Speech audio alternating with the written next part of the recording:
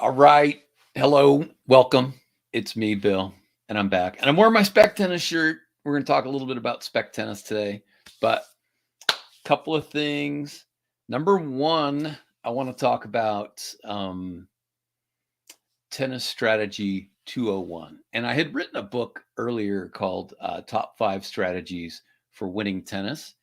And one of the biggest and most realistic observations about that book was it was too short. So what I'm doing now is I've decided to move away from kind of the primer approach and just giving people the very basics to aspiring to be the most comprehensive book on strategy that's been written. Yes, you heard it right. So it's I hope I can achieve that. But anyway, so from that book and from Top 5 Strategies for Winning Tennis, I have a challenge for you, the audience. All right. So if you're going to answer this, then tell me where you're from. Okay. And recently had somebody tell me they're from the East Coast. And, it's a pretty big coast, I have to say. How many thousands of miles is that coastline? A couple thousand, right? So please tell me what city you're from, city, state. Awesome. I would appreciate that because I kind of want to know where people are from. And here's your challenge. I believe that there are 5 archetypal strategies. And if somebody can come up with the 6th one, I'm all ears. I'm listening. I want to hear what you have to say, right? But the top 5 strategies for winning tennis are the power game. So you can overpower people. The great thing is your matches are over quick. The bad thing is if you're not on your game, then you might struggle. You might make some errors. Okay, fine. Number 2, pressure, time, and space. So that means coming to the net, playing a little bit closer to the net in general, taking away time, taking the ball, closer to the top of the bounce. And maybe someday I'll explain why I don't say take the ball on the rise, but take the ball closer to the top of the bounce. And that way put more pressure on your opponent's time and space.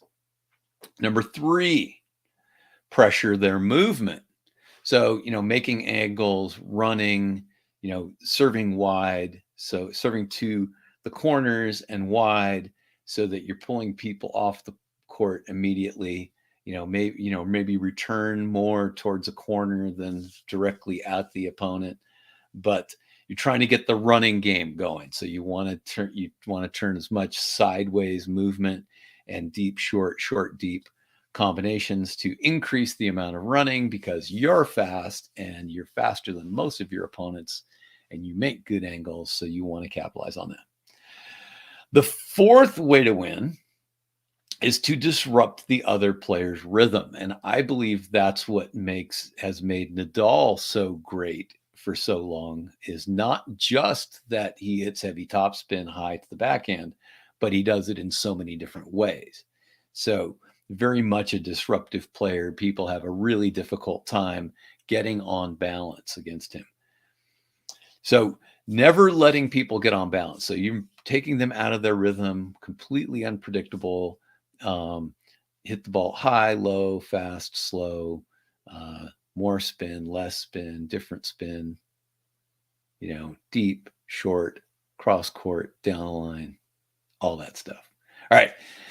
And then finally is the grinder, right? The counter punching baseliner, the person who just rolls their serve in and then they just run around and hit all sorts of topspin and they wait for their opponent to miss.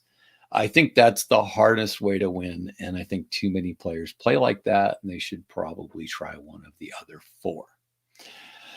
So that's the strategy. Right now, I just wanted to show you this book because every day I want to show you a different book. But this is Visual Training for Tennis, the 4th edition, and you want to get the 4th edition because it's got more in it. The formatting's better. Everything's better about this book than the 3rd edition.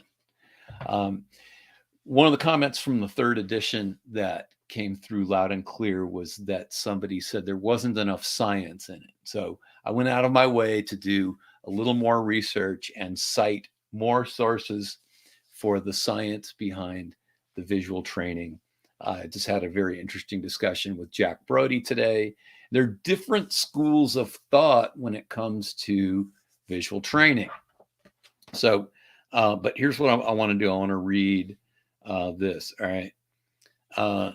This book is a wow moment in tennis. The expertise brought forward with much of the latest research into the visual components of learning is cutting edge, culling information from multiple sports experience.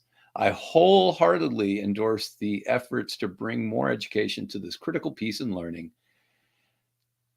the sport we all love. This will always be more to know about. There will always be more to know on this topic, but this book has brought forward a large amount of digestible information to help you play, learn, and enjoy tennis much better. A typically great Bill Patton offering. Dick Gould, men's tennis coach, director of tennis, 17-time national championship, Hall of Fame, Stanford University. Thank you, Dick Gould. And then Sean Brawley from Inner Game of Tennis franchise has also said that this book goes right along with Inner Game of Tennis philosophy. So that's exciting to me that a lot of the recent research is affirming a lot of the things that were put forward in the Inner Game of Tennis. So that's awesome.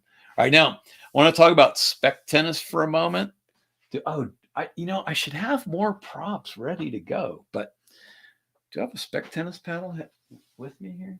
No, they're all outside in my bin outside. But anyway, SpecTennis is a far better alternative to transitioning to and from tennis than pickleball.